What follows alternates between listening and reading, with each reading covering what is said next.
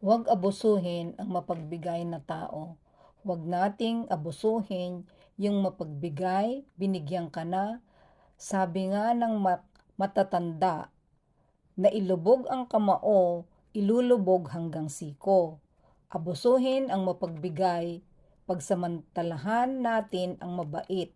Ang nangyayari tuloy, may mabubuting puso na dadala, tumitigas na rin ang puso. Yung iba nga, kapwa nating mahirap, nagrereklamo. Yun daw mayayaman, paano, defensive na yung iba.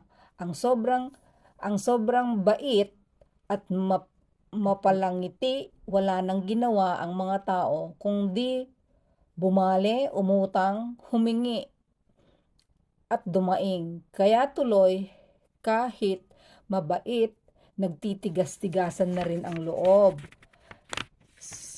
Sa takot, mapagsamantalahan ng kapwa. Kung tayo lang sana ay hindi mapag-abuso, we will encourage to be each other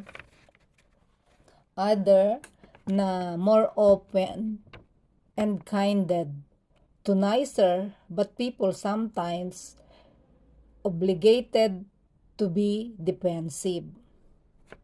O, di po ba? Kaya enjoy life. That is a real